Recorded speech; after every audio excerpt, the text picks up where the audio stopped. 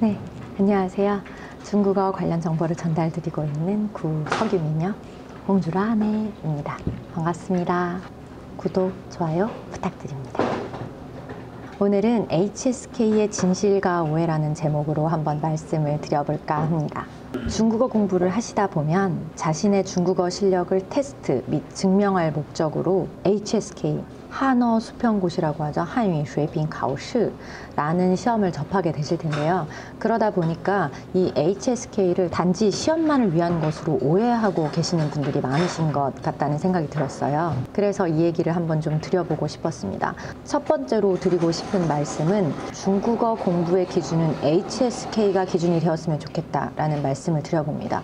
물론 말을 잘하고 잘 읽고 잘 듣고 잘 쓰기 위해서 말이죠. 중국어 공부를 하시는 분들이 흔히 갖는 질문들이 있죠. 중국어 공부를 어떤 기준을 세우고 해야 될까요? 회화를 잘하고 싶어요. 그런데 회화를 하다 보니 또 잘 쓰고 잘 읽고 잘 듣고 싶습니다. 뭐부터 어떻게 해야 될지 잘 모르겠어요. 이런 질문들이 될 것 같습니다. 저는 HSK 단어를 기준으로 공부하시라고 말씀을 드리고 싶어요. 그러니까 HSK 시험 범위에 속하는 이 단어들은 중국인들의 사용 빈도수가 가장 높은 한자들만을 추려내서 범위를 선정을 한 거거든요. 기초적이면서도 가장 많이 쓰이는 중국 한자가 1급에 속하는 거고요. 그렇게 해서 2급, 3급, 4급, 5급. 그래서 5급까지가 총 2,500 단어가 될 텐데 그 2,500 단어만 충분히 마스터하시게 되면 중국어를 가지고 일상생활을 하시는데 전혀 무리가 없게 됩니다.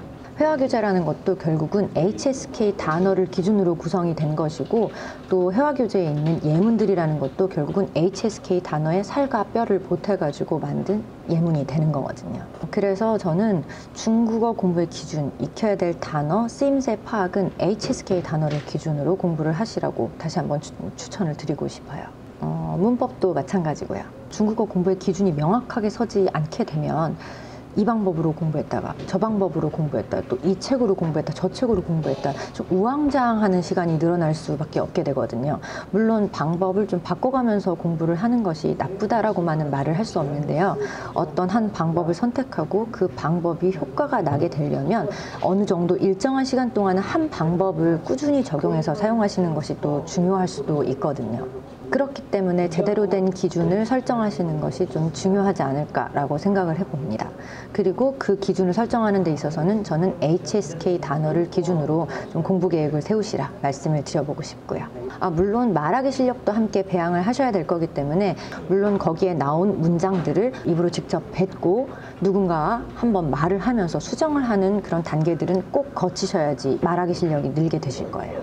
두 번째로는 HSK를 접근하는 방식을 좀 달리 해보시면 어떨까라는 생각을 해봅니다. 단지 시험을 보기 위해서 HSK를 접근하면 그건 뭐 토익과 별반 다를 바 없는 시험만을 위한 시험이 되겠죠? 쉽게 예를 들어서 토익을 가지고 좀 말씀을 드려볼게요. 토익이 문제인 걸까요? 아니면 토익 공부를 하는 방법이 문제인 걸까요? 저는 후자 쪽이라고 보는데요. 한국에서 토익 고득점을 받기 위해서 어떤 시험 스킬 같은 것들을 가르치잖아요. 예를 들어 뭐 질문지에 의문사에다 동그라미를 치고 질문지를 빠르게 읽어내려간다. 그리고 거기에 해당하는 것들을 뭐 추려나간다. 뭐 이런 식의 그런 스킬들을 말을 하는 건데요. HSK도 이런 식의 스킬 위주로 공부를 하신다면 네, 이거는 시험만을 위한 공부가 맞습니다. 그런데 저는 HSK를 기준으로 중국어 공부를 했지만 저는 그런 시험 스킬들을 하나도 외우진 않았어요. 물론 저도 토익 공부를 할 때는 그런 시험 스킬을 외웠었는데요. 중국어 공부를 하는 데 있어서는 저는 중국에 유학을 가서 그냥 차분하게 중국어 공부를 했고 HSK 단어 나오는 걸 기준으로 해서 예문도 만들고 그렇게 공부를 했는데요. 저는 시험을 볼 때 스킬을 하나도 공부하지 않았음에도 불구하고 시간 부족함 없이 문제를 다 풀었고 그리고 나름의 고득점도 할 수 있었던 것 같고요. 그래서 저는 이렇게 공부를 해 나가면서 느끼는 게 시험 자체의 문제라기보다는 시험을 접근하는 그 사람의 어떤 방식이나 방법이 좀 더 개선이 되면 훨씬 더 좋은 효과를 낼 수 있구나. 그리고 또 명확한 기준도 가져갈 수 있겠구나 라는 생각을 많이 해봤습니다. 물론 어딘가에 원서 접수를 해야 되고 그 시험 점수를 빨리 제출을 해야 되기 때문에 이런 시험 스킬 위주로 공부를 할 수밖에 없어요 라고 하시는 분들은 물론 그렇게 하실 수밖에 없겠죠. 그런데 좀 장기적으로 공부를 좀 제대로 해 나가고 싶다, 제대로 된 기준을 가지고 나가고 싶다 라고 하시는 분들의 경우에는 이런 스킬을 위주로 공부하시기보다는 그냥 기준점을 가지고 간다 라는 식으로 HSK를 좀 접근하시면 어떨까 라는 생각을 해봅니다. 네, 오늘도 영상 봐주셔서 감사하고요. 중국어 공부 화이팅 하시기 바랍니다. 저는 다음 비디오 때 또 인사드리도록 하겠습니다. 지금까지 홍주라네.